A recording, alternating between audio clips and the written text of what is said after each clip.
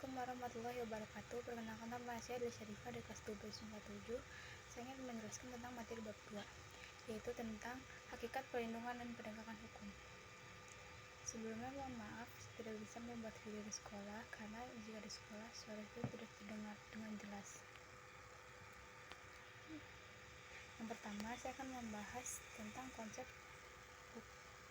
perlindungan dan penegakan hukum menurut Simanjuntak. Simanjuntak mengartikan perlindungan hukum sebagai segala upaya pemerintah untuk menjamin adanya kepastian hukum serta memberi perlindungan kepada warganya agar hak-hak sebagai seorang warga negara tidak dilanggar dan bagi yang melanggarnya akan mendapat dikenakan sanksi sesuai peraturan yang berlaku. Suatu perlindungan dapat dikatakan sebagai perlindungan hukum apabila mengandung unsur-unsur sebagai berikut. Contohnya adanya sanksi hukuman bagi pihak yang melanggarnya. Yang kedua, saya akan membahas pentingnya perlindungan dan penegakan hukum. Perlindungan dan penegakan hukum sangat penting dilakukan karena dapat mewujudkan 1. Tegakkan supremasi hukum. 2. Tegakkan keadilan. 3. Mewujudkan perdamaian dalam kehidupan di masyarakat. Yang ketiga, saya akan menjelaskan tentang peran lembaga penegakan hukum dalam menjamin keadilan dan kedamaian. Yang pertama, peran Kepolisian Republik Indonesia atau Polri berperan dalam memelihara keamanan dan ketertiban masyarakat, menegakkan hukum serta memberikan perlindungan, pengayoman, dan pelayanan kepada masyarakat dalam rangka terpeliharanya keamanan dalam negeri. 2. Peran Kejaksaan Republik Indonesia dibagi menjadi beberapa bagian. Yang pertama, A. Di bidang pidana, yaitu melakukan penuntutan, melaksanakan penetapan hakim dan keputusan pengadilan yang telah memperoleh kekuatan hukum tetap. Yang kedua, di bidang perdata dan tata usaha negara. Kejaksaan dengan kekuasaan khusus dapat bertindak baik di dalam maupun di luar pengadilan untuk dan atas nama negara atau pemerintah. Yang ketiga itu dalam bidang ketertiban dan ketentraman umum. Contohnya peningkatan kesadaran masyarakat. Hukum dan masyarakat. Yang ketiga itu peran hakim sebagai pelaksana kekuasaan kehakiman. Yang pertama ada hakim pada Mahkamah Agung yang disebut dengan Hakim Agung. Yang kedua, hakim pada badan peradilan yang berada di bawah Mahkamah Agung, yaitu dalam lingkungan peradilan umum, agama, militer, tata usaha negara, dan pada pengadilan khusus yang berada dalam lingkungan peradilan tersebut. Yang ketiga, hakim pada Mahkamah Konstitusi yang disebut dengan Hakim Konstitusi. 4. Peran advokat dalam penegakan hukum. Adapun persyaratan untuk menjadi advokat di Indonesia diatur dalam pasal 3 Undang-Undang RI Nomor 18 Tahun 2003 tentang advokat, yaitu 1. Warga negara Indonesia. 2. Bertempat tinggal di Indonesia. 3. Tidak berstatus sebagai pegawai negeri atau pejabat negara.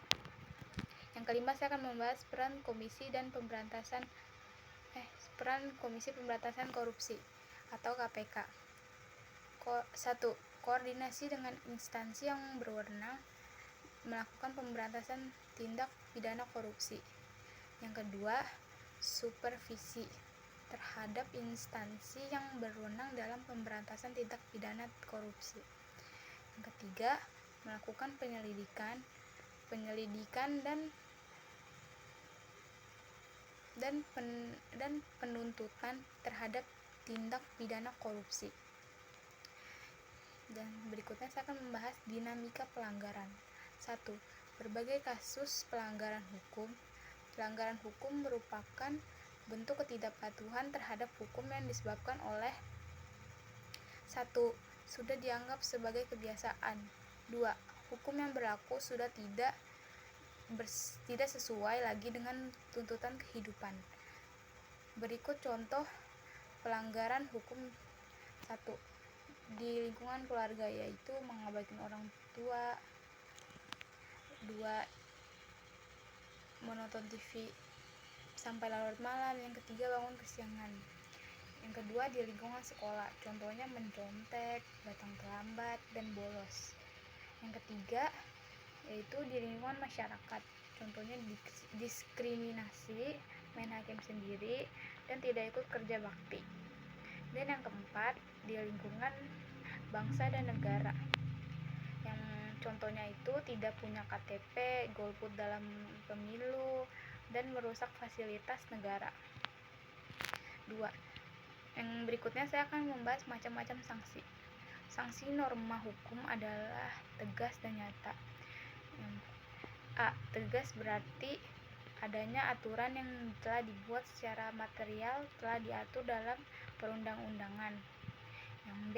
Nyata berarti adanya aturan yang secara material telah ditetapkan kadar hukum berdasarkan perbudayaan yang inggarnya.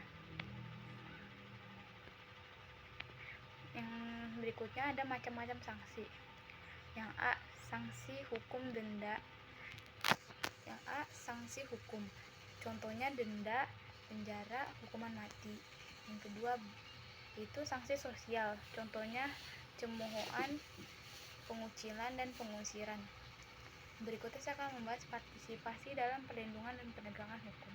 Yang pertama, dalam kehidupan di lingkungan keluarga, contohnya partisipasi dalam perlindungan dan penegakan hukum di lingkungan keluarga yaitu menghormati anggota keluarga yang lainnya seperti ayah, ibu, kakak, adik, dan sebagainya.